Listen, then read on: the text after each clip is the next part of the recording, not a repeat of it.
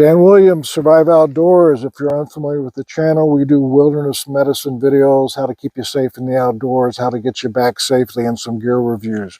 We talked a lot about the cat tourniquet, and then there's an Israeli tourniquet. We've talked about that.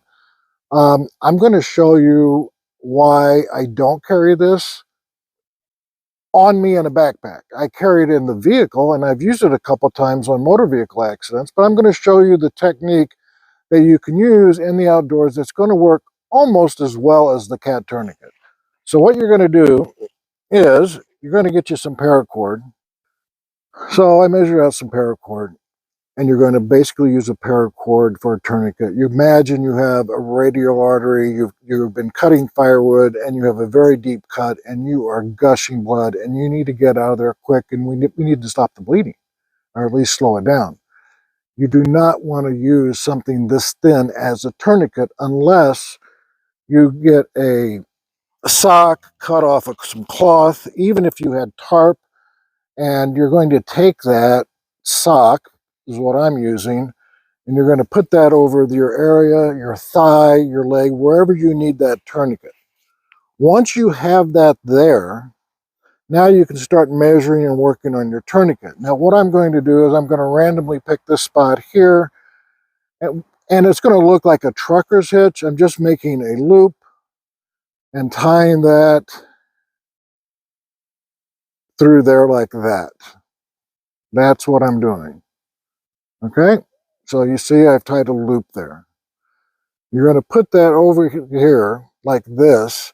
You're going to measure where you want to put your next part of this, which is going to be, I just pick a stick. Just break a stick off somewhere, and you're going to take the stick and you're going to tie you a half hitch right in the middle of this stick. Just like that. That's fine. So we have this sock, which this sock right now is just really wanting to come off my arm. So you're going to take that, you're going to run that through your trucker's knot there, and you want this over the sock, so you're not basically breaking. Now what I've done already is I've made the stick too close. So we're going to have to take that, we're going to run that down a little further. Like that. Put that over the sock. Run this through your little trucker's knot, kind of. Not your classic truckers. Now what you can do is you can start cranking this down. Okay?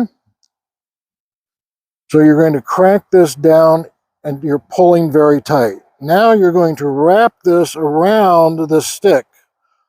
I usually do 2.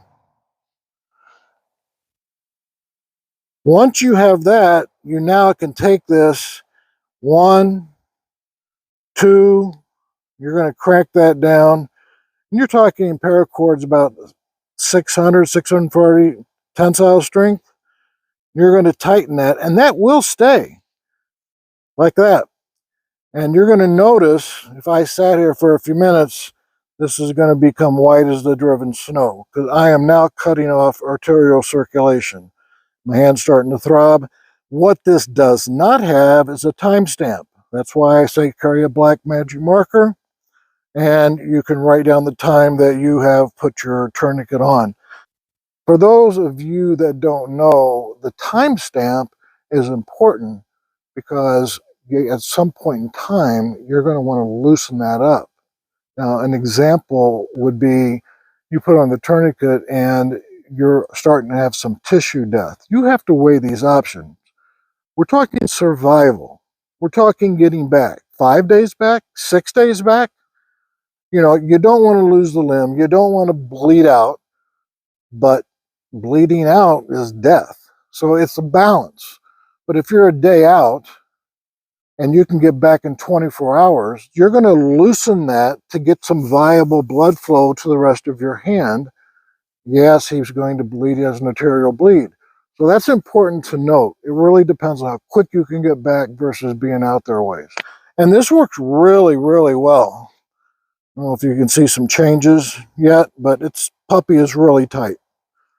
All right, so that is, in fact, I'm getting numb. So that is the outdoor survival tourniquet that I've used. It works really, really well. Of course, the cat tourniquet works better, but if you're in a bind and you have an emergency, this works better than a belt. And make sure you have something under that paracord. All right, guys, keep your eyes on the horizon and your face to the wind, and I will see you next time. Got all kinds of stuff coming up you're going to enjoy. Take care.